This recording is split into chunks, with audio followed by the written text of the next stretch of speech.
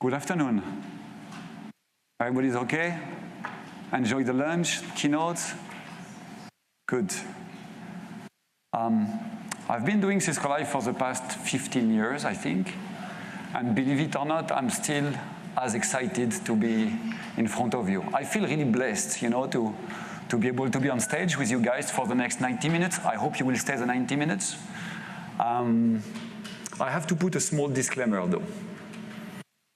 When I did the last session at Cisco Live Europe in Amsterdam, they did ask me something a bit unusual, peculiar. They said, Fabien, you've been doing Cisco Live for a while. We would like to run an experiment. I was a bit scared, an experiment in Amsterdam, it's just... And I was right. They did ask me, Fabien, would you mind, while you do your presentation, use LSD? I was like, what? Are you joking? Or just that? But I like challenges, so I said, why not? And that's the reason why if at some point I say something like, I don't know, I prefer American wine over French wine, you might get this kind of messages here. If I say something like, I think it makes a lot of sense to call a sport where you play with your foot with a ball, soccer, and a sport where you throw a ball with your hand, football. That makes a lot of sense, right? So what I'm trying to say here is LSD stands for lying speaker detector. As you can see, every time I will lie, the system will trigger. It's using super high-end artificial intelligence. And it will help. It seems that American people have a bit of a problem to trust French people. So hopefully it will help a little bit to make it easier for you guys, right? So without any further ado, we are here to talk about Cisco Secure Firewall within ACI. And I will start with an open statement. ACI is not a distributed firewall. It is not. Okay, can it help with security? Yes, of course it does. The first thing I love as a security guy is the fact that it is, by essence, using a zero trust model. IP connectivity is needed, no doubt about it. But it's not enough. You need to have a policy in place. I love that. It helps with a lot of other things, micro-segmentation, the ease of insertion, or how we embed security within the application. As much as I love working with the application people, having the ability not to wait for them to tell me whether they decommission an application so I can remove my security, but instead, they decommission the application, the contract, the service graph, whoosh, gone with the application. I love that. Who did read the abstract and not just the title of the session? Hands up. Who did read the abstract? Oh, that's way, way more than usual. Thank you very much, okay? I want to be sure that this session is not a waste of your time. That would be the worst thing for me. So what are the expectations? First, I will not deep dive in ACI. We're all clear on that? If you want to learn about ACI, Minako did a fantastic session about PBR insertion. You want to learn how to design an SDN fabric. Steve Sharman, my English colleague, I love it so much. Okay, maybe not as much, but great sessions. Håkan Palm discussed about the service insertion. Those guys are ACI experts. You want to deep dive in ACI, watch those sessions. Now it's recorded because they're done. No deep dive in firewalling. No troubleshooting. So at this point, you start to really wonder, why did I walk about half a mile to come down in this room to listen to this guy? Well, I hope that the expectations is about understanding very how we can insert FTD and our firewall within ACI, but more importantly, what is the value add of using Cisco Firewall within your ACI environment. To do that, I will have a very quick introduction of ACI. When I say very quick, you can trust me. I will do the same for our firewall, extremely quick. Then we will be discussing about how we can insert the firewall. And again here, I will focus on what I see my customer doing the most, which is PBR layer 3.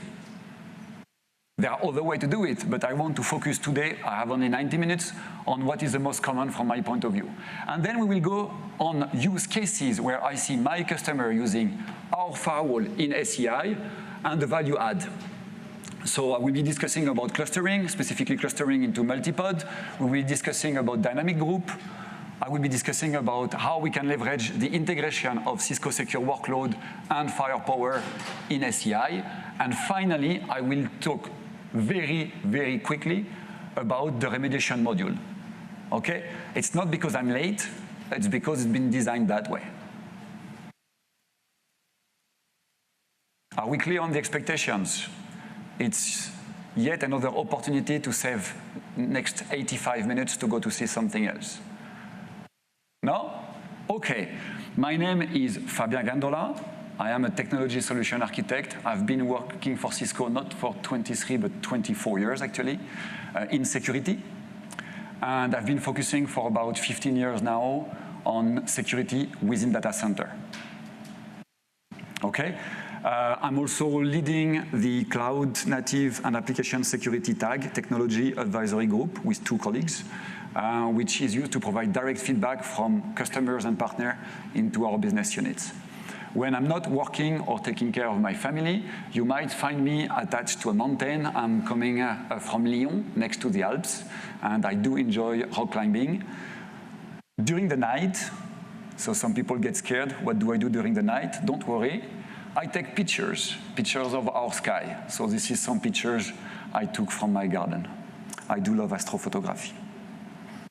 Okay, Brest for impact. We're going to start. Let's go. The shortest introduction to ACI ever for the people who is using ACI today in their environment. Hands up.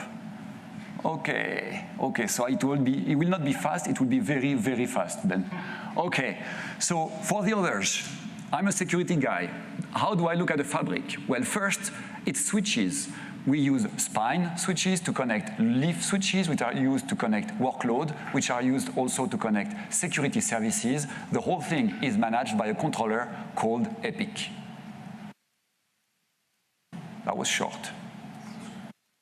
Slightly more detailed, okay?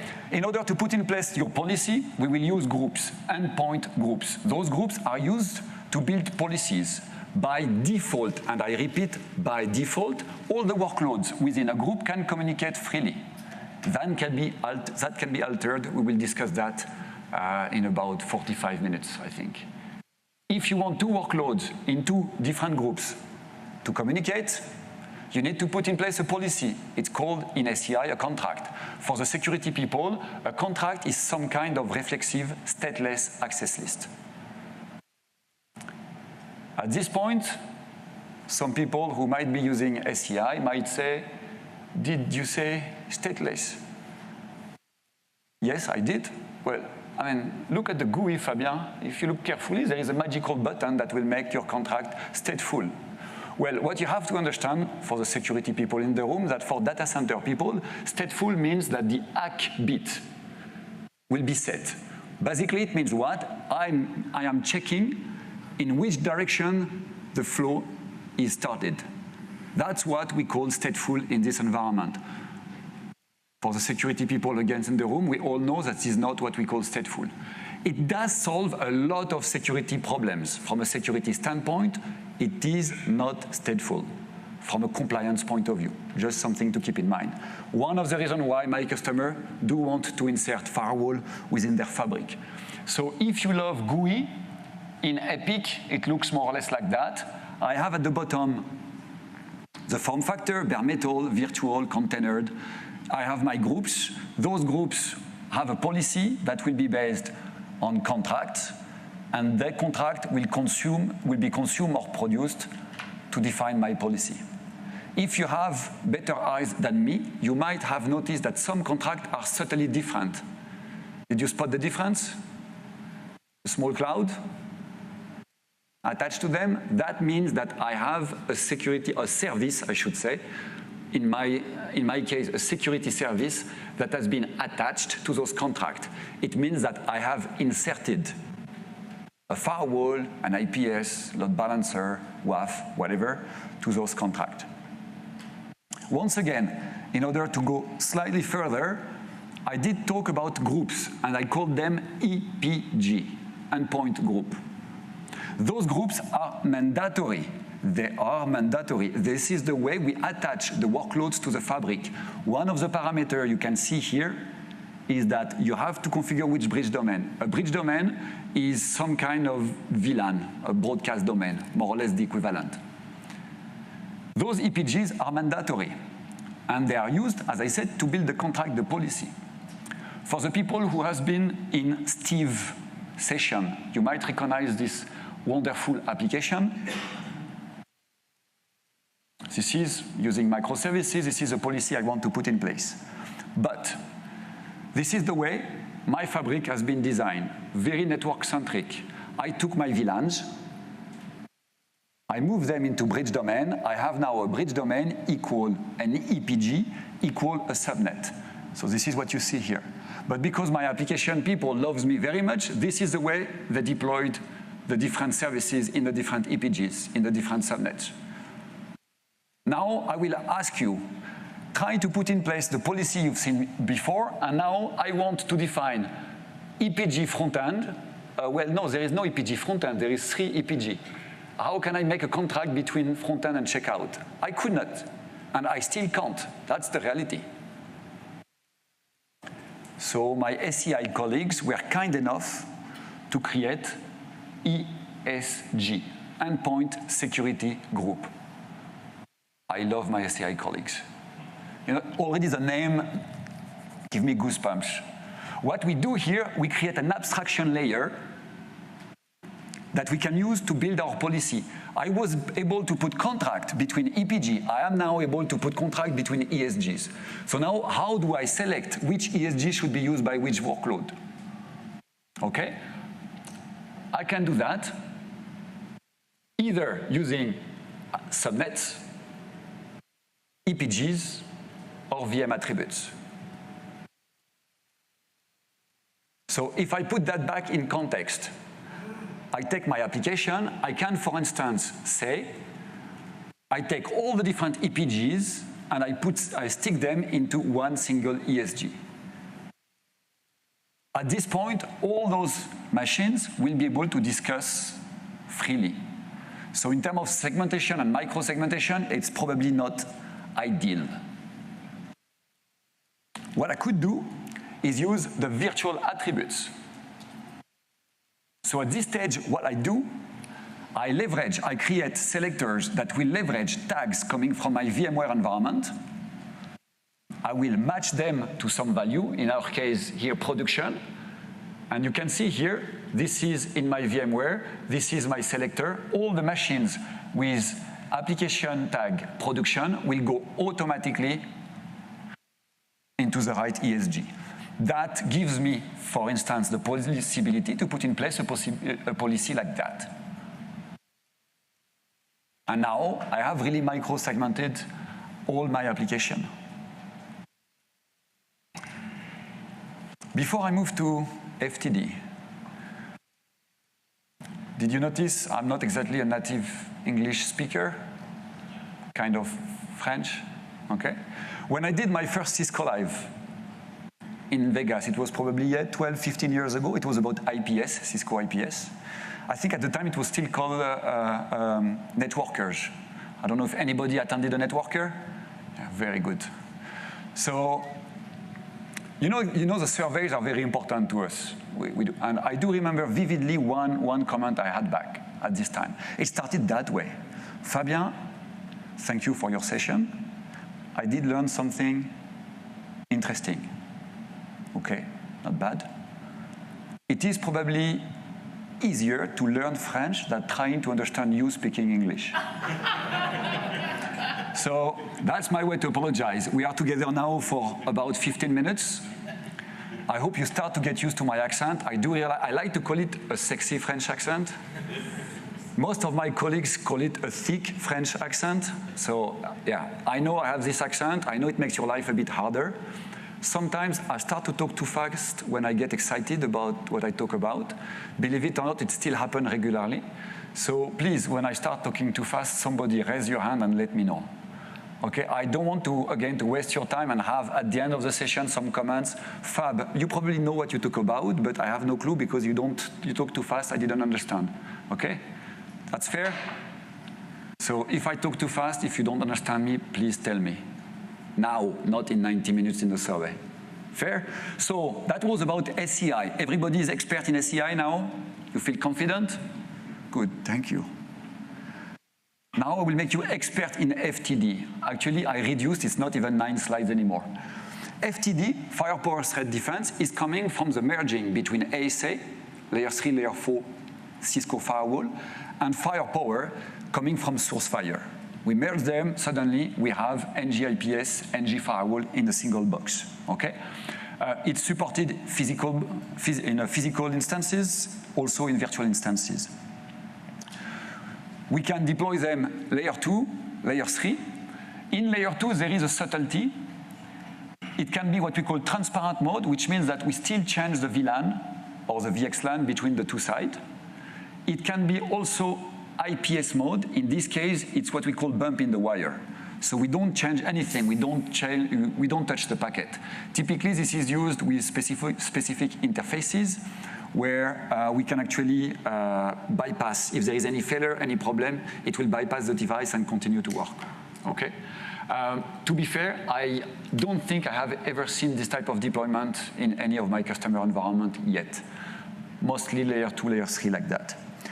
Another feature that is interesting and can be used in data center is what we call multi-instance. We can slice your physical box in multiple logical and physical box. Why do I say physical and logical? For the people who know ASA context. Okay, good. It's purely logical. The resources are not allocated to your context. In this case, CPU, memory, disk, interfaces will be attributed statically to your instance. It provides a great level of protection. In case one instance goes wrong, it will not impact the other. It also means that the number of instances will be way lower than the number of contexts we could have on the ASA, because we have this physical resources allocation, which is static. That can be very useful if you want to deploy firewall in different security level, in different zones. You use one single device, you slice it, and you can deploy it where you need. There is another way to slice logically an FTD is VRF Lite. The idea is that many of our customers were using instances and context because they wanted to have separate routing. They don't have different administrators. They don't have different set of rules or stuff like that. They just want to separate the routing. In that case, we can attribute specific VRF to the interfaces, and we will separate completely the route table. And we can mix those things. So we can see here in the middle, I have an appliance slided into 3 different instances. From a management standpoint, I can use another concept, which is domain. In my firewall management center, I can have a multi-tenant environment. Multi-tenant, ACI can be used, okay? In parallel to that, I use the VRF. So all those concepts can be leveraged, and once again, think ACI, multi-domain, multi-tenant, VRF. We can leverage all those to play with the insertion. Good? That was the introduction to FTD. As I said, I'm not here to give you all the IPS, all the nitty-gritty features. I'm here to help you insert your firewall in your ACI fabric. All good on the journey so far? Perfect. Let's talk about the insertion. As I said, I will mostly talk about one method, but I will cover the 3 of them shortly. First one, the most, I don't want to say basic, but at least probably the simplest one to some extent, network stitching. The idea with this method is we take everything we're doing in a traditional data center and we replicate it in my ACI fabric. I had my firewall default gateway of all my VLANs. I take my firewall, I go in my ACI fabric. Every VLAN equal one EPG, one subnet. I put one interface of my firewall in each EPG. I use my firewall in layer 3 as a default gateway of all my different subnets. Here you go. Do I make any advantages of my SDN environment, of my ACI fabric? No. Does my fabric know that I have a firewall? No, the fabric just sees interfaces connected to EPG. If a workload from the web wants to talk to the EPG in app, that will be pure networking. What is my default gateway? Oh, it's a firewall, it's this interface. I send it to the firewall. Firewall applies the policy. Where is the destination? Over there. It's done. Very useful if you want to do simple migration, if you have a very static environment. Now, the second way to do it is to use service graph. Service graph is how we tell the fabric, I want to insert a service on the top of the contract. One of the key things here, on top of the contract, you still need a contract, and on this contract, you will define a service graph. It can be transparent or routed. Because my data center colleague in ACI love poetry, they decided that transparent routed is ugly. They call it go to, go through. It's beautiful. Go to, routed, go through, transparent. That's it. If I want to insert a firewall on the top of the contract between the L3 out and the web EPG, it could look like that. I have outside, I have my routed firewall, I have my web EPG. Here I use routing. Let me show you on this side a little bit. They were going to be jealous, so I will come back. Here, this is routed using the fabric, and here the traffic is going that way. I have a contract between L3 out and web EPG, and I have a service graph with my firewall in the middle. What you can notice here is, even though it was called application-centric infrastructure, it was very much network-centric infrastructure. My firewall is entirely part of my infrastructure. If I decide, for whatever reason, that I want to remove it, this guy will have no clue how to reach the web network. Is it a problem? Well, yes and no. From a security standpoint, it might be my decision to say, if there is no firewall, there is no traffic. And that works very well. If you can use automation, you could very much script changes in here and just basically simplify this part to point out directly there, and it would work. So there is absolutely nothing wrong with this type of service graph, just to be clear. But you have to be aware that most of the time, the design has to be thought carefully before you do this type of things. Another example, if I want to extend the insertion of my firewall between the other EPGs, well, I was using the fabric as a default gateway. It is possible to do it, but it will require to make serious changes in your ACI infrastructure in order to have it to work. My point is that if you want to use traditional service graph, and this is the only thing I want you to remember out of this part, is that you need to think about the security insertion ahead of the design of your fabric. And when I say design, I'm not talking about the leaf switch and the spine, I'm talking about the VRF, the bridge domain, the EPGs and such. Okay? So, you remember, it's a zero trust in fabric. So, if I want traffic to go from web to app, I need two things. I need routing, switching, connectivity, and I need a policy, and this policy is my contract. Another way to insert a firewall is to use PBR. Look at that. I have everything in place. I have a contract. I have the routing, which is done by my fabric. Everything is good. The security guy comes in and says, oh, you know what? We just discovered that actually there is some PCI thing or whatever. We need a stateful firewall between the two. Bang. I add a service graph PBR to my contract.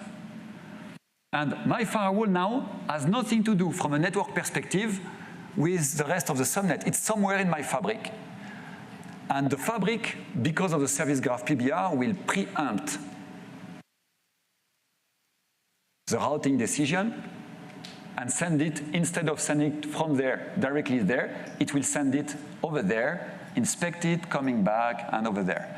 If you want to understand all the magic on how it works to come back, Minako session, Minako Iguchi, you will get all the details about how PBR work, the shadow things, the VXLAN, and everything. So, one thing I should say for the security people, a bit of a word of caution. PBR also stands for Policy-Based Routing. How do you say in the US? Routing.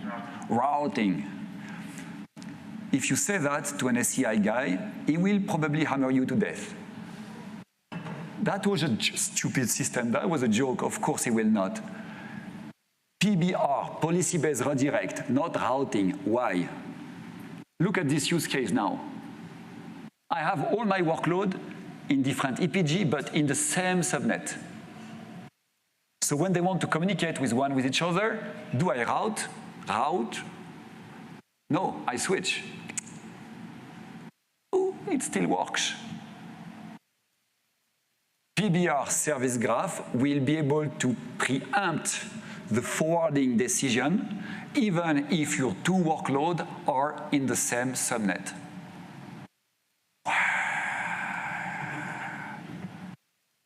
It will work the same way. Basically, it will preempt it, forward it, make the decision, and go back. One tiny difference in this model, and I will have no time to get into the details. I have put some slides for your reference. This insertion here has to be one arm, one single interface. It is possible, and this is why I mentioned it, to have deployment, you see it on the right, with two arms. For me, security guy, it's a pain. Okay? There are very valid reasons, time to time, to use a two-arm insertion. I prefer one arm, because from a routing perspective, if you see at the bottom, I have one single static route. Default gateway is my fabric. End of the story. If you have a two-arm deployment, you have to take care statically of all the routing, which interface should be used, which direction. It is very possible. It is useful in some cases. I avoid it 95% of the time. If you want to do the example I gave earlier, you have no choice. It has to be one arm. Now you will tell me, well, Fabien, we can do between two workloads in two different subnets. We can do two workloads in two different EPG, ESG in the same subnet. There is still one use case which is painful to me. You said that all the workload within the same EPG or the same ESG can communicate freely. They can until, if you want, you put in place what we call an intra-EPG contract. You know this contract we put between two EPG or two ESG. If you want, you can allocate it for the traffic inside the EPG or the ESG. And if you use PBR, it will work again. So, as a summary, PBR can be used for north-south traffic between L3 out and EPG or ESGs, for east-west traffic in different subnet or in the same subnet, or can be used even for two workloads in the same group and the same subnet. One thing I didn't mention so far, word of cautions, because sometimes it's not completely clear on those slides. We can do contract between two EPG. We can do contract between two ESG. We can do contract between one, no, we can't. EPG to ESG, ESG to EPG is not possible today. So either you use EPGs, EPG, ESG, ESG, but you cannot mix them, okay? So another point which I would like to make about the use of PBR, which is very cool. And if you remember the first use case I mentioned, now I want to extend the use of my firewall. My firewall is used in one place, but I might want to use it in different other places for the same application. With PBR, there is absolutely no problem to reuse the same service graph attached to two different contracts. So of course, you must not be too exotic, okay? If you have two things in two different VRF, different tenant, we cannot do that for every use case. But if you stay in the same VRF, same environment, you can do that without any problem. One consideration I would like to bring, imagine this use case. I have web app, I authorize all traffic, but I want it to be firewalled. All my traffic is going to my firewall. Suddenly, the application people come to me and they complain. They say, well, Fabien, your firewall is again causing problem. I have this application using web traffic. Your firewall is blocking it. No, it's not. Yes, it is. No, you know how it is, okay? I have to be careful because I understand there is a lot of application people, so I must be careful not to upset too many people. Okay, but you know how those teams get on very well, right? So they forced me to put, it's not a different contract, it was for simplification, it's a different filter to be perfectly accurate. And now I say permit TCP any to destination port HTTP. I just put that. Not before, not after, I don't care, okay? Will the web traffic still be inspected? I have this rule here that says all the traffic has to go through my firewall, and I have this one that says web traffic is authorized. Is my traffic going to be inspected? Who think it's going to be inspected? Hands up. High, so I can see. It's going to be inspected, 1, 2. Okay, about 15, 20%. Who think it's not going to be inspected? Go through the firewall. No, you can't change your mind. It's too late. No, it's that's ouch. For the people who tells me it's not going to be going to my firewall, who can tell me why?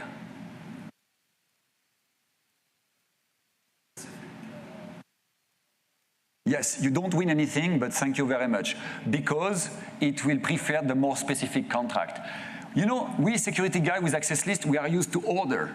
You have to be careful to which order and everything. In this world, they don't care.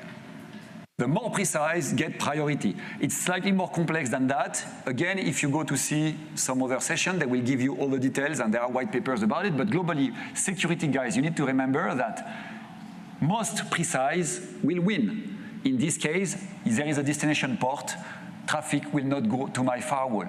It can be good. In my example, this is what I wanted. I wanted to show the application guys that it was not my application blocking the web traffic. But if I don't remove this rule, all the web traffic will bypass my firewall. If somebody who doesn't know do that, they will bypass my firewall. Something to keep in mind. Another point that I would like to make, I'm checking the time. I am on time, perfect. I would like to discuss about resilient hash, because I said we use PBR heavily for our firewall, so there is something to know a little bit about it. Before we had resilient, without resilient hash. If you were losing one member from your PBR that was load balancing several firewalls, you lose one of them.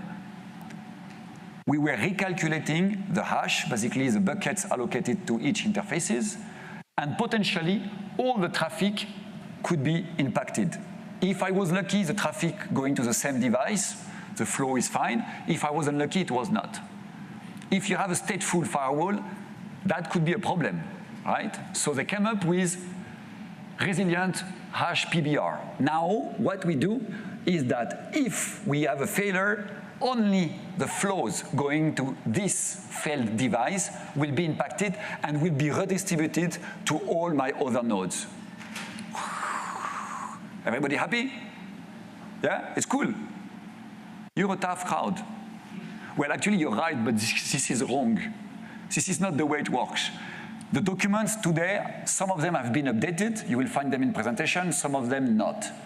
What happened in reality is all the traffic will be forwarded to a single device. not all of them. So if the load of your failing device or the other device was, let's say, 30%, you take all the rest of the traffic, you end up with 60%, everybody is happy, it flies. What happened if the loads of your firewall were more like 60%? And suddenly, all the traffic from the device failing go to one single device. I can tell you the load will go to, well, 100%. So it is something you have to be careful of. We can deal with it. There are different ways to deal with it. First, if you want, you can implement active standby HA for each node. So instead of having one firewall, you have two. So if you want 4 devices, you buy 8 Cisco firewall. I love it. Maybe not ideal for you, though. Another way, we have a way to implement in ACI what we call PBR backup node. So instead of having 4, you add a 5th one which is not in use. If one device fails, that's this unused device that will be used to take the traffic. So the good thing with that is either you have 2 or 5, you just need +1. It's not ideal, but it works. Another way to deal with that is to use FTD clustering. And in that case, you can see disable resilient hash. We will see why in a few minutes.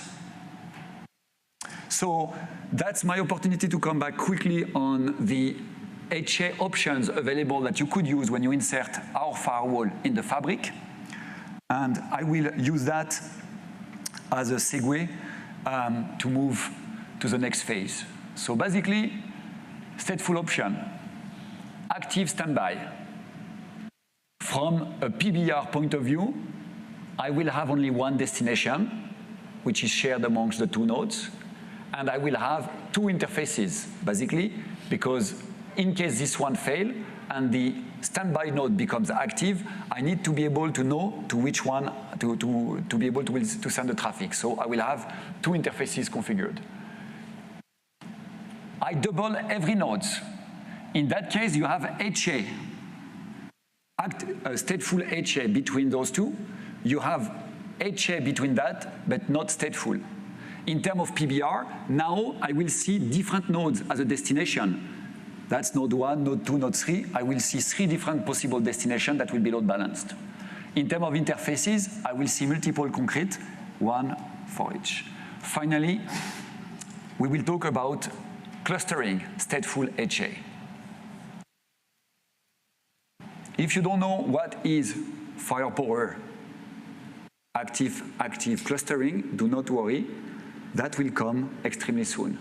The idea here is that we will have one single device because we will use the same IP for all my cluster, and I will see one single concrete interface. Good? To me, that is the end of what I refer to as the introduction. We've seen what is an ACI fabric, what is an FTD, we've seen how to insert it. Now we get to the core of the session as far as I am concerned, is what are the advantages of using this technology that way in your fabric. We okay on that? Good. So 3 different points that I want to raise. First one, how we can use active-active cluster in a multi-pod environment. Second, how we can use dynamic policies. And finally, the integration of FTD and Cisco Secure Workload in ACI. First thing first, multi-pod. For the security people, what is a multi-pod fabric? Well, think about you have 2 locations, 2 physical data centers. That could be 2 rooms, 2 floors, 2 buildings, 2 cities. And you want to use it as a single fabric. So from an HA perspective, it's one single domain. If you have a failure on one side, it will most likely extend to the other one because everything is stretched. In terms of management, I have one controller, which of course for high availability is spread across my 2 pods. This is what you can see at the top there. Oh, that's gonna, bad idea. Sorry about that. So this is what you see at the top here. Everything will be stretched. My VRF, my layer 2, my EPG, my bridge domain, everything, my VXLAN, everything is stretched. As far as I am concerned, I am managing a single fabric, which is stretched. That's it. Okay? That was for the security people to understand multipod. Now for the data center people to understand active-active clustering. What we do here, we have the ability to take up to 16 appliances, that depends on the model or virtual machine, and we aggregate them so they can be configured logically as a single unit, manage, operated, everything. What problem do we try to solve with this technology? Well, first, scalability. You start with 2, and you can move up to 16. Second thing, high availability, active. There is a third one, to be able to deal with asymmetrical traffic. Why? Because a stateful device, as you probably know, doesn't like asymmetrical traffic at all.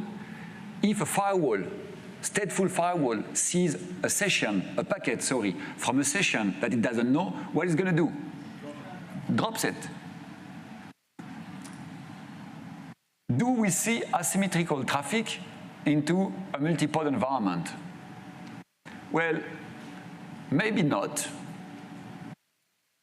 But very possibly yes, because the whole point of having such an extended fabric is that the application people, for instance, they can move their application left to right from one pod to another.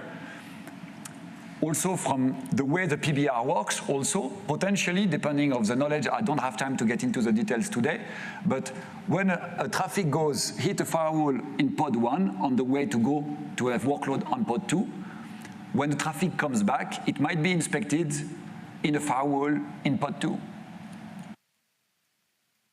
And that is actually relatively likely at the end of the day. So we need to be able in those environments to deal with asymmetrical traffic. So how does it work? First of all, we have 2 roles in a node, in a cluster. We have what we call a control node and a data node. If you read in the literature, you will find also the term master-slave. Same thing. The control node will take care of getting the configuration, synchronizing it with the rest of the nodes.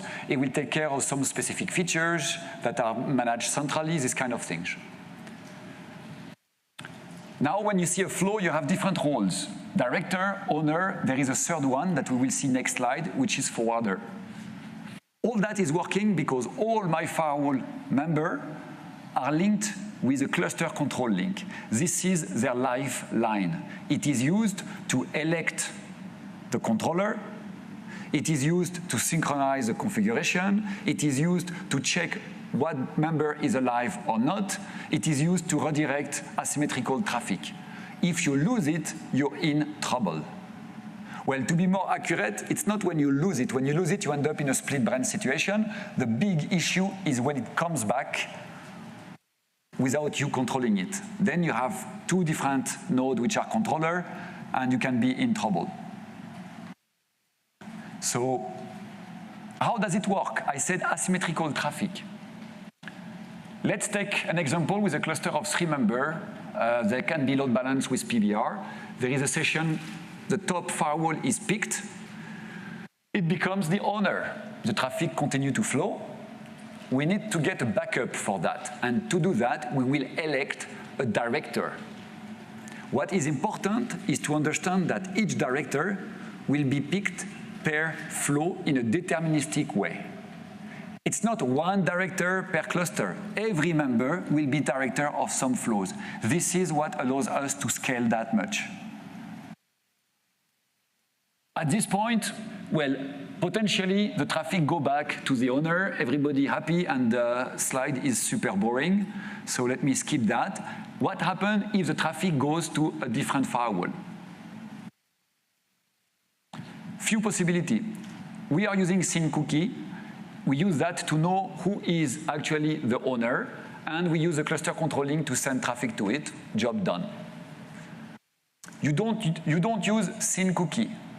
In that case, the forwarder has to ask the director, how does he know who is the director? You remember, per flow, the director is elected in a deterministic way. So for each flow, it's very easy for them to know who is the director. It goes to the director and asks, hey, buddy, I received this packet from this session I have no clue about. Does it belong to anybody? The director goes, hey, yes, sure, it belongs to the top firewall. Okay, cool. It becomes a forwarder and sends the traffic to the flow owner, job done. Third possibility, it goes back to the director goes, yes, I know this. Oh, hang on a second. The owner is not there no more. You know what? You become the owner. Hey, here is the state of the session. You can handle it. Job is done. We can handle asymmetrical traffic. Now, stay with me just like 2 minutes. It's going to be complicated. You're going to have to be very concentrated how you configure that. You ready?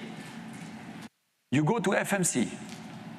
In FMC, you click on the button wizard to add a cluster. Okay? From there, you provide a name, you provide a key. This key is going to be used to authenticate all the members of the cluster and to basically encrypt for the communication. Then you have to go in the list of your devices managed by this FMC, and you choose one device to become the first cluster node. At this point, you have to pick the interface you want to use for the cluster control link, the network, the subnet you want to use, and you have to attribute an address for this node. If you want, at this point, you can click continue and you will be the happy owner of a cluster with a single member, which is probably dull, but it's done. If you want to have a cluster with slightly more members, just before hitting continue here, you hit this button there and you choose a new node in your list. You don't have to provide interfaces, etc. By default, it will use the same interface on all the members. It's not by default, it's mandatory. It's going to work that way. And at this stage, you just have to give the IP in the same subnet, which is different from the IP of the control node, and the job is done. Simple enough?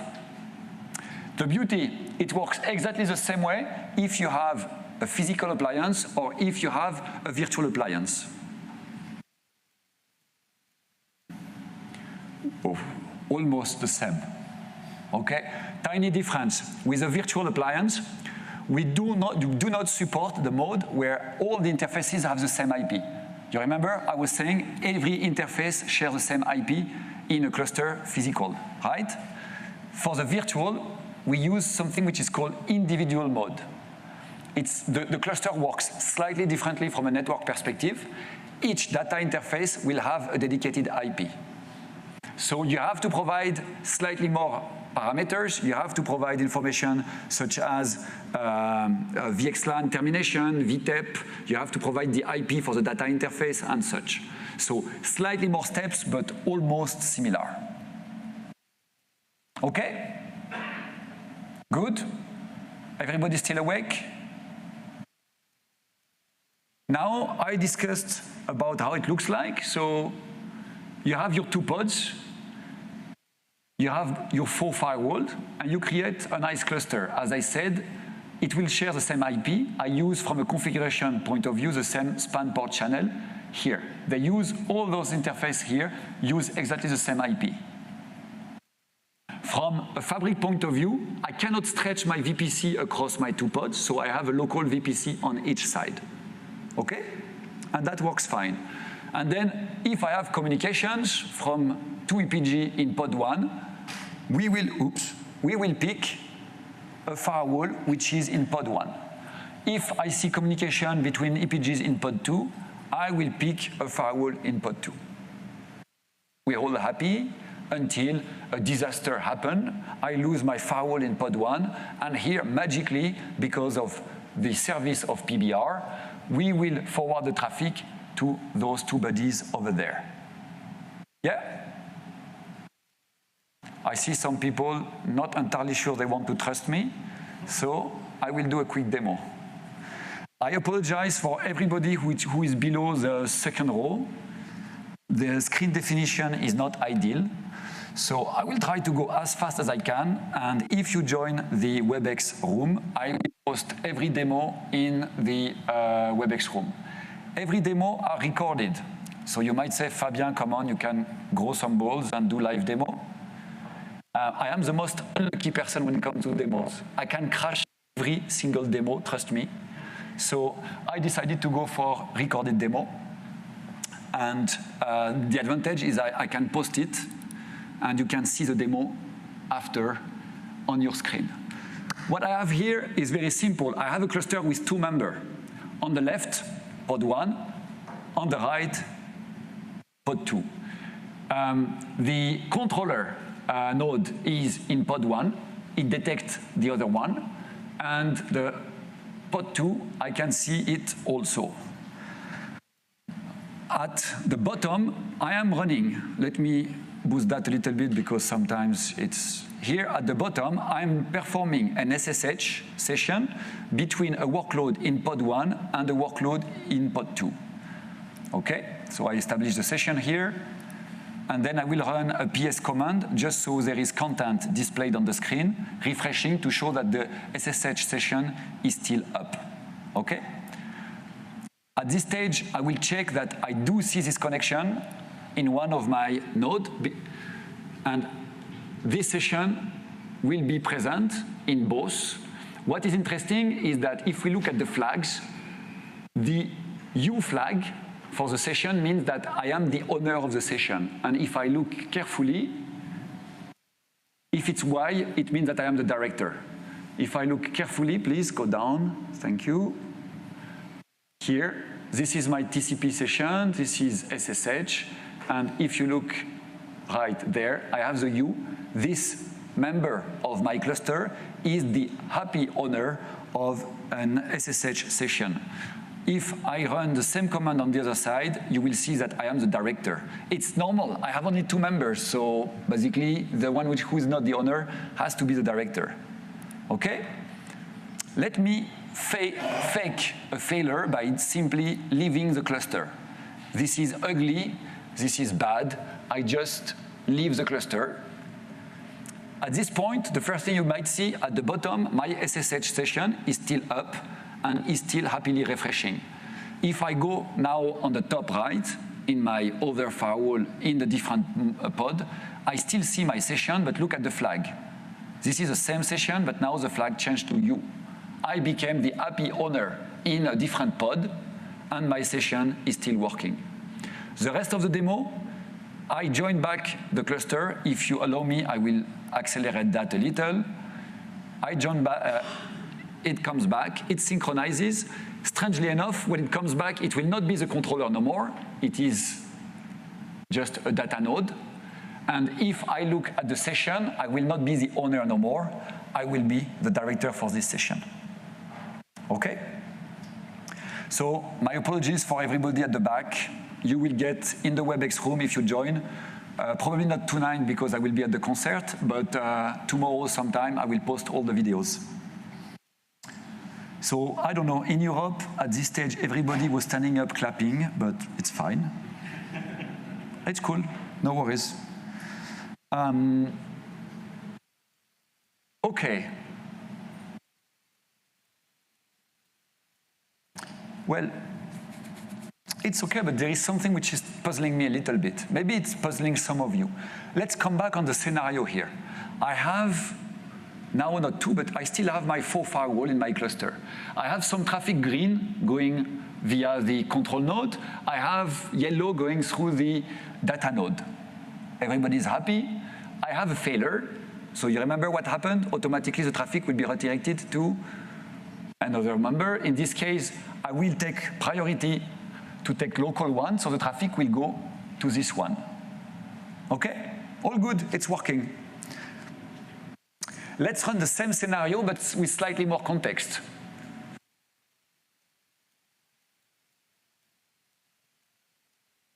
Anybody see a problem here? This is failing. This is what you get.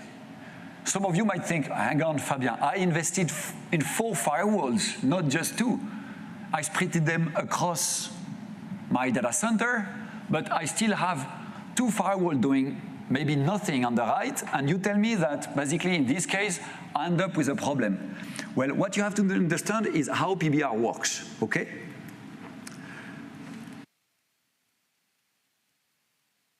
We have to handle the fact that we have the same IP on two sides. Nobody asked me the question or told me anything about it, but I don't know if you realized. I have here stretched my layer 2, okay? I have the same IP, 10.111 in this case, learned by my fabric in pod 1, in pod 2, and pod 1 and pod 2 are interconnected. So basically what that means, it means that some switch somewhere will learn that there is the same IP, same MAC, learned by two different interfaces. And I don't know if anybody remembers spanning tree and stuff like that. Well, your interface will end up quickly disabled because you most likely have a loop. To be able to handle that, we use a super cool feature called Anycast service in the fabric. And what it does, more or less, I will simplify it heavily, but for the sake of this session, we will learn the route and we will accept that the route learned locally is preferred, and we will learn by BGP, if you want the details, that this route is available from the other pod. And because of that, we will accept it, we will give a priority, we will understand that it's not a problem, buddy. We see the same interface, the same IP from two different interfaces. It works, it's fine. What is the problem for us related to the previous case? The problem is that until both here dies, you will still see here the route available for pod 1. So if you have only this one dying, this one is still available in PBR, I will still see it as an available destination. I will not use anything to do with pod 2. Make sense? So when we say that we have the ability to use local cluster member, it's not the ability when we use PBR with Anycast service. It is the way it works. If you want to be able to sustain the load for those two or more, you need to add a third one there, or potentially you might want to have a script. If this one dies, I want to kill the other one. When they're both dead, all the traffic will go there and you're good. Something to bear in mind. I'm sharing that with you because we encountered the problem in a POC, and I thought this is something which is not obvious to understand. You invest in 4 firewalls in 2 pods in one single cluster, but the reality is that in terms of performance, if you lose one member in one side, well, you will not be able to scale for 2, okay? Good? No, you're not happy. I can feel you're not happy about that. I'm sorry, but I had to share the information. So in configuration, a quick thing to remember how it works. Should I tick, in case of a configuration of a multi-pod cluster, should I tick Anycast endpoint? Is it a useful feature? Yes, no? Yes, otherwise the fabric will say the same IP on both sides and not be happy about it. Tick it. Should I tick resilient hashing enabled? Yes, no? Some people disagree, yes, no? Who think yes? Maybe Fabien, we don't care, tell us. The answer is ideally no. Why? When you do that, you remember potentially all the traffic of the failing node will go to a single one. You might overload it. And the reason we tried to fix with that was what? Asymmetrical traffic. When it is rehashed, we end up with asymmetrical traffic. I just demonstrated, I just showed you that we don't care about asymmetrical traffic. Let it be. Okay? So no need to configure it. Finally, there is a very cool tick box here. Enable pod ID aware redirection. That sounds like something cool that I need to do. Should I tick that or not? No. Anycast endpoint, the way it works, will anyway by default ensure that the local members of the cluster will be picked by default. Okay?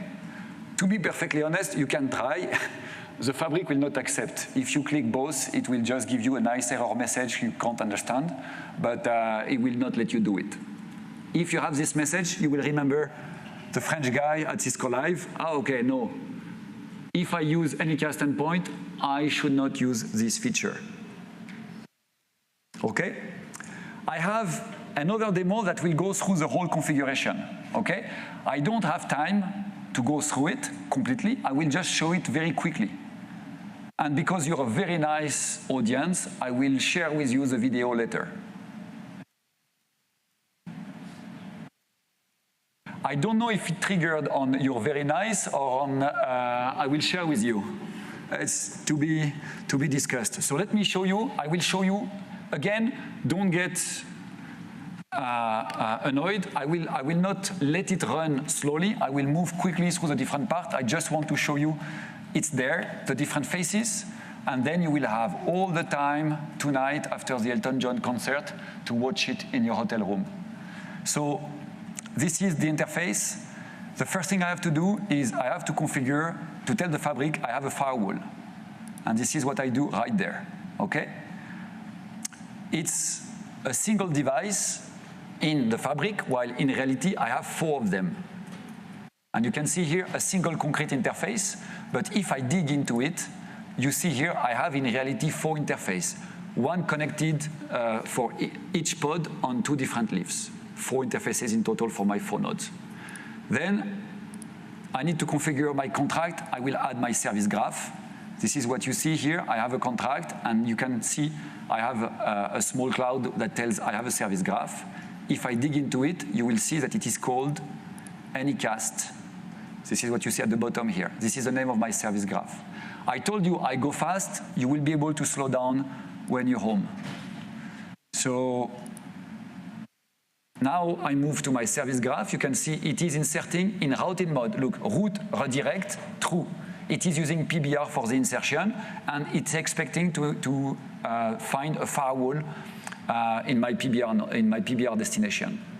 If I continue to move a little bit forward, the last thing I want to show you on the configuration part is the fact that I use a PBR policy, which will be right there, in the middle here. Don't look at the yellow thing, look at my mouse. PBR, one arm. This is the name of the policy that I will use.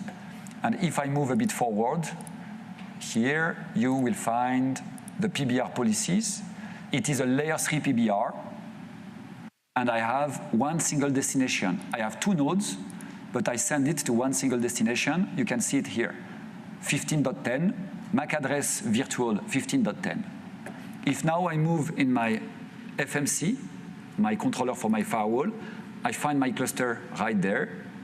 I am actually in a lab, so you will see very quickly on the interfaces that I have many interfaces. Those interfaces, one of them on the pod 15 will have the corresponding IP address, MAC address 15.10, IP address 15.10. I can see in which VRF it is for this interface, and if I look at the routing, you will find that I have only one static IP configured. Here it is, one static IP, which is pointing to the fabric, and the job is done. Then the last thing you need to do is to put in place a policy, but that's relatively obvious. Okay? Once again, you can take that home and you can watch that slowly when you're there. So let me go back to my presentation. 30 more minutes to go. There is one question. Yes. So the question, in the question is it configured with one arm? Yes, it was configured with one arm. We see 4 interfaces. Why? Because I have 2 devices, one in each pod, and in each pod, for high availability, I connect each firewall to 2 different leaf switch. That's why at some point you saw 4 interfaces. Okay?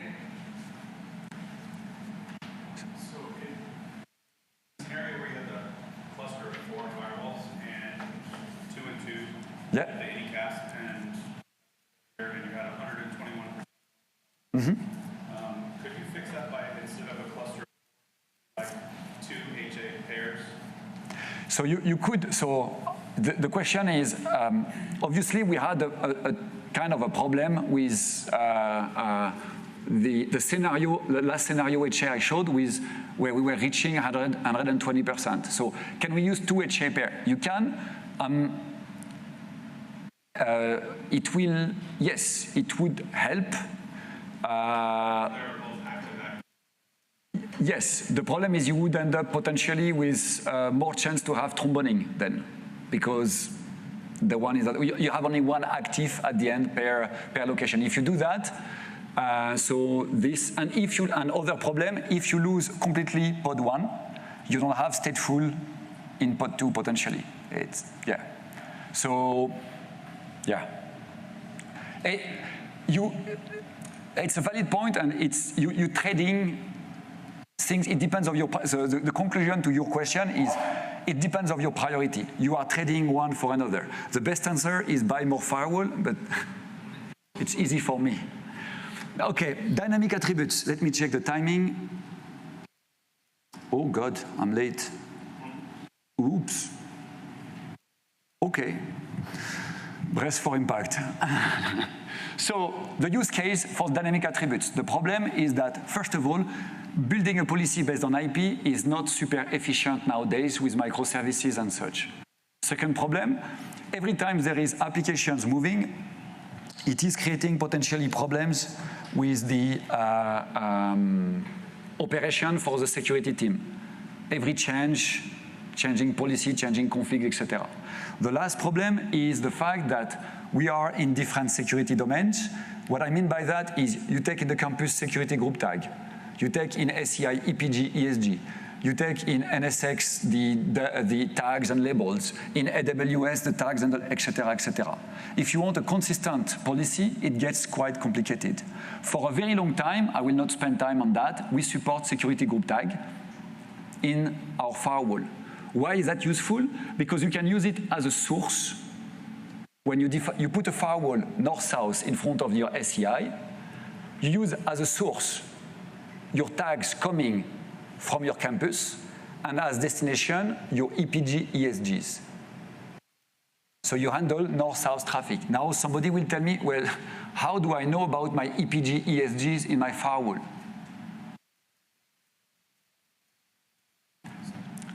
At some point, somebody will ask me, but Fabien, how my firewall will know about my EPG ESG? Yes, you have a question. You want to know how we learn. Thank you. We have an application, and it's called ACI Endpoint Update. This is a tiny app you download and you install into Epic. Its sole purpose is to push the policies to my firewall. Policies, I mean by that, my EPG and my ESGs, okay? So concretely, it will look like that. I have on the left ACI, on the right, my firewall interface, and you can see that all the groups are mapped, all the members are mapped. So the beauty of that is you can end up with the possibility to do something like that. From ICE, I learn via pxGrid the security group tag. From Epic, I learn my EPG, my ESG, and my security team is happy, is able to build the policy. On the top of that, what you need to know is in those cases, we use what we call dynamic groups, dynamic objects. Why is that important for you?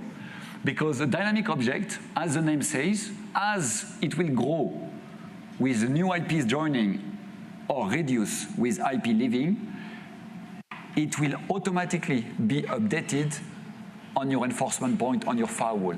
There is no need to deploy the configuration every time there is a change.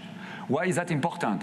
A deploy can take what? 2, 3, 4, 5 minutes? It depends on the configuration. If you're lucky, 30 seconds. Imagine in your data center, every time there is an IP moving left and right, it has to deploy a new config. That would not work very well. In this case, it is all done automatically. So exactly like I did in the previous demo, I will just show you here. I have a demonstration in place, which is demonstrating just that. I have 2 workloads. I have 2 EPG ESG. Sorry, I need to start the video. And basically, what we will do here, we will leverage the VM attributes to define where the workload belongs to. So Let me see if I can move quickly with that. So here I have two contracts, one for production intra ESG and one from dev to prod. And basically, the demo consists in, I don't think I can move forward from there. Let me see if I can do from over there. Oops. What I will do, I show you here that I use the selector of my VM attributes to select in which ESG my workload will land. If I move a little bit, here you see the endpoint update. This is the application that will update my FMC. Here I have my FMC with two rules. ICMP allowed inside production, ICMP denied between dev and prod. And here there is a discrepancy. While my contract was allowing the traffic to flow and to go to my firewall will block ICMP between test and prod. And basically, the demo consists in just doing the, I need to find my mouse again, to show you that it is in place, and then I will perform the ping, and this is just showing the membership. Here I move forward. Here I show you that I see the workload in ACI, I move forward, and here I do the ICMP. It's working inside production, it's not working between production and dev, and then what I will do is, I show you here, sorry, that it is blocked by my firewall, and what happened then is I will just change the tag, and I just stop there because this is what I want to remember out of it. Normally, the demo should show you that it is updated super fast, it is enforced super fast. I could have edited the demo and show you something which looks wonderful, it works perfectly, and everybody is happy. I decided to leave the reality, and the reality, it took a while. It took about 7 minutes in reality. And the reason is because the update time between my VMware and my Epic was set to 8 minutes. So every 8 minutes, the change of attributes is pushed from VMware to Epic. On my side, as soon as Epic has learned about the change, it took less than 10 seconds to update FMC, and then 2 more seconds to enforce on my FTD. So my part was working. The challenge was in my lab, the configuration between VMware and Epic. Okay? Again, I realize it was super fast, but again, it was for reference. The video will come to you over WebEx. Now, how can we fix this? We have something we call Cisco Secure Dynamic Attribute Connector. What we do here is we learn from all the different environments, AWS, VMware, Azure, Google, the different tags that they use, the different IPs that are associated to those, and we give you the opportunity to create your filters, and those filters will be used to create groups that will be used inside FTD. Okay? So how does it relate? Well, you can build a policy that looks a little bit like that.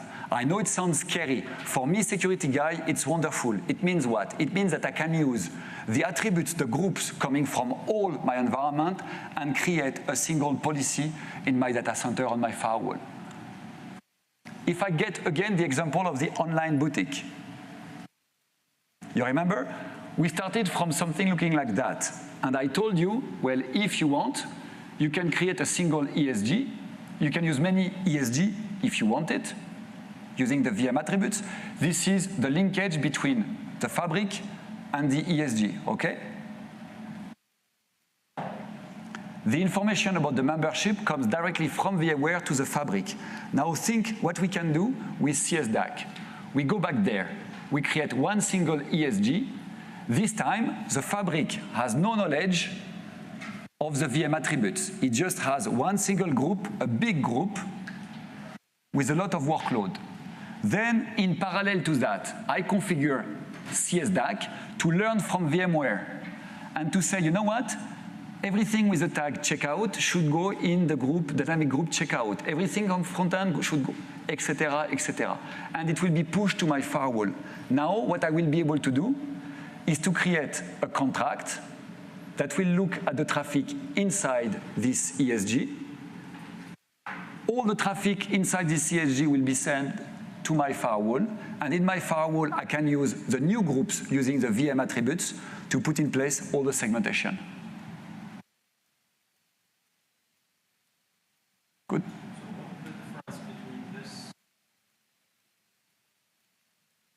So, okay, the question is, what is the difference between this and the VZNE? With the VZNE, so I will try to be quick. If you want, I will give you more detail at the end of the session because that deserves a longer answer. VZNE, for the people who don't know, it's a way to say everything in this, basically this VRF. It will not be very precise. Imagine here you have many different of applications in the same VRF. You will not be able to use VZNE.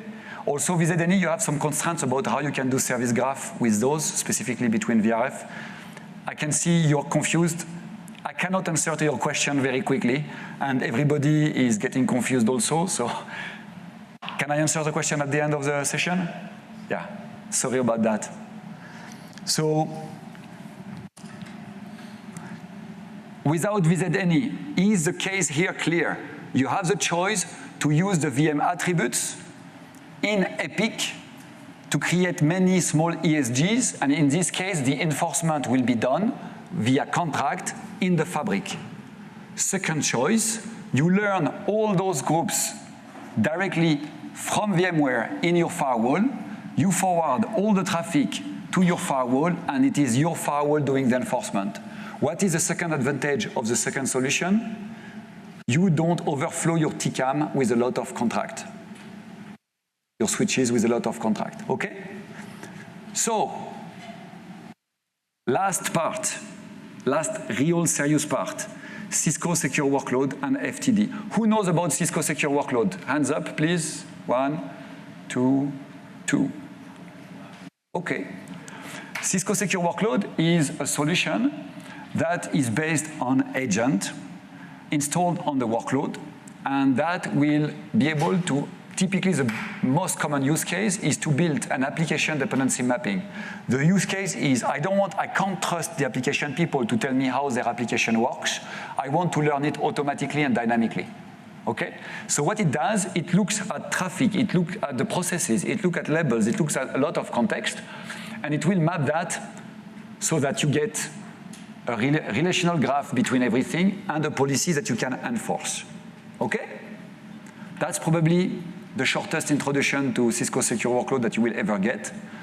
The good thing, it's based on agent. You all love to install agent in your workload, right? A new agent is cool?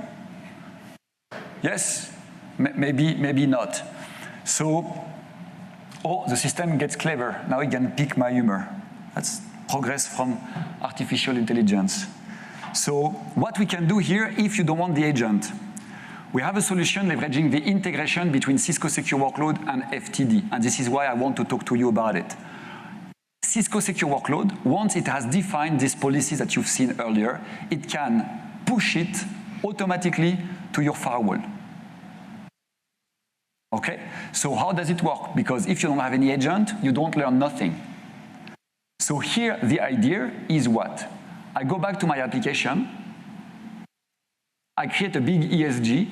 At this point, me, security guy, I don't know nothing about all those groups. Okay? I don't use the integration with VMware. I don't trust my data center guy to use the tags properly. I know nothing about it. I have a contract that looks at all the traffic inside this group and a service graph that forwards all the traffic to my firewall.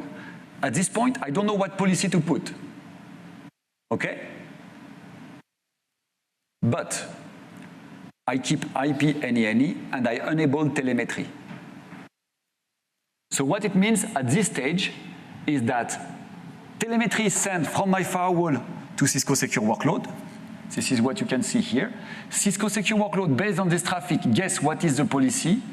And then when it knows enough about it, it pushes the policy back to the firewall.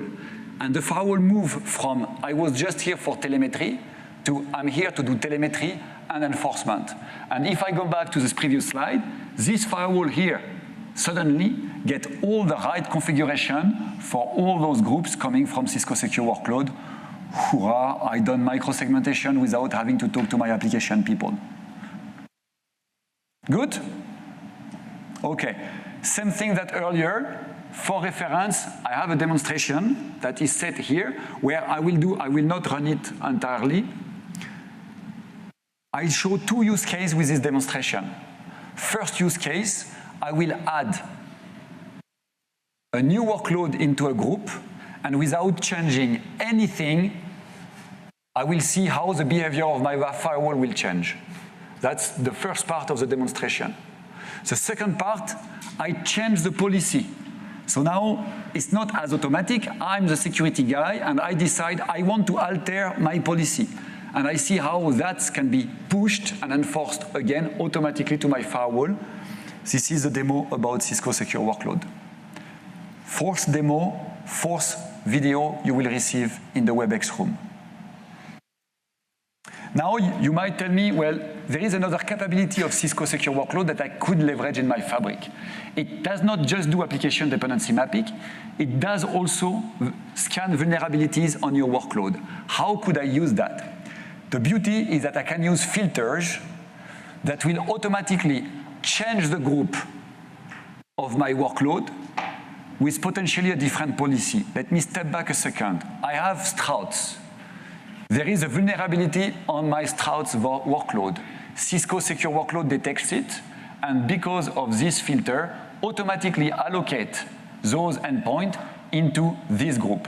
And suddenly this group, instead of allowing the traffic, is denied.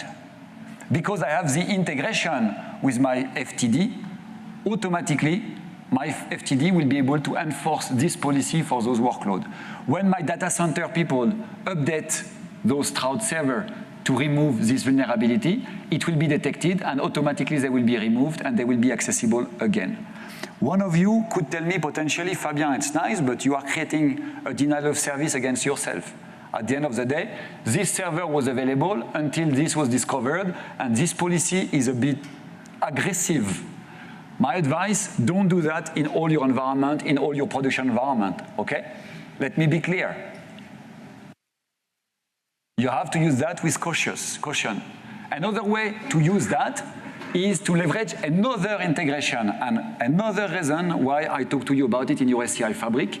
If you have deployed your firewall in front of your application, the Cisco Secure Workload can also look at the NG-IPS, intrusion and protection. It will look for the CVEs. Do you have any existing signatures in your environment that map those CVEs? If that's the case, it will enable them and deploy them on your NG-IPS, NG firewall, your FTD. We propose a solution for virtual patching. Does it mean that you need to stop to patch your server? No. It means that we can save you time if there is a signature corresponding to this vulnerability. Last, and this is for your reference, I told you I don't discuss roadmap. Just so you know, there is an integration coming in the pipe between Cisco Secure Workload and Epic natively. So in the future, when that happens, I don't sign anything with blood here, okay? We are very clear. I don't want, it's recorded anyway. I don't want anybody to come back to me and say, Fabien said that this was coming. No, this is something which is in the pipe. If everything goes well, it might happen this summer. It might not, okay? No promises. And the idea is that these groups, these policies that Cisco Secure Workload was able to guess, it would be able to push them to the fabric using endpoint security group and contract automatically. So, last point, you remember I told you I would be anyway very, very quick on the remediation module. Even though this is probably the feature that I see the most deployed in all my customers. Or not. Okay, hence I go quick. It's cool, but you have to be careful. The idea is leverage the integration between FMC and Epic, but the other way around. If I detect with my firepower a potential threat, I can automatically communicate to Epic so that the workload that is in danger potentially or infected is moved to a different group. Okay? So it looks cool. Would I suggest to have another policy that says deny? No. What I suggest typically is to have potentially two levels of policy. So you enhance the level of security. You don't block completely access to your workload. Let me be clear. I don't want you to do again a denial of service in your environment. I'm talking about enhancing the level of security. Imagine you have two different ESGs. You have two different contracts with exactly the same policy, but one has a service graph and the other one does not. I did not damage the access to my application while I enhanced the level of security. For your reference, this is how the configuration looks like. This is the remediation module in FMC. You have to tell FMC how to reach Epic, the controller, and which remediation type you want to put in place. That is the information to reach, and this is the configuration of the remediation that I want to put in place. Then I have to create a rule in my policy that could match to be deployed. In this case, I want to detect SSH. It's a very stupid rule, okay? Just to be clear, it was just for an example and like that. So here, I use it. I correlate the information. If I see a hit in my control policy and for the one contain SSH, in that case, I want you to use my remediation policy. Okay? We are almost there. 4 minutes left for the conclusion. Just before we go there, I want to talk to something that you hate, that I hate, but as you understood, is very important and close to my heart, is the survey. Okay? So I apologize. I know we are in a multicultural environment. Everybody deals differently with the way they score. I will tell you the way I look at scoring. If I match your expectations, you learned something, you managed to understand the French guy, I hope it's going to be a 5. If for whatever reason I messed up and I failed miserably, well, it's a 4. And in case you want to shame all my family, you can, okay, more seriously, you understand, I do, oops, what's going on here? Okay, that's the same one, sorry. You do understand, I do value your comments, okay? I do read them, I will spend the evening reading them, okay? And while you will be at the concert, probably I will be on my phone reading everything. That might be not completely true. Those are examples of feedback I received in some other sessions. If you wonder what's going on the top right, I'm sharing it with you. I had the best friend of my ex-wife who attended my session, and it's anonymous, but I make some linkage with it maybe. I don't know, maybe I'm dreaming, but I like very much this one. Room temperature would have been perfect if I was a penguin. That was back in Barcelona a long time ago. So joke aside, you can be creative, it can be simple, but I do appreciate constructive feedback if something was not perfect, or even compliments and everything. This is extremely welcome. Too much lying. Yeah, maybe, but the system corrected me, so it should be fine. Key takeaways, more seriously. Dynamic security will help you. You will be able to get benefits of PBR to get way more dynamic. So PBR is really the way to go as far as I'm concerned. The dynamic groups, the use of the tags, will help you to have a coherent and consistent policy across all your different security domains. I think that if you plan or are using a multi-pod environment and are looking at segmentation, micro-segmentation using a firewall, the ability to use clustering across a multi-pod environment can be of help. Finally, integration with Cisco Secure Workload. I know having an agent is a pain. Okay, all my customers say it.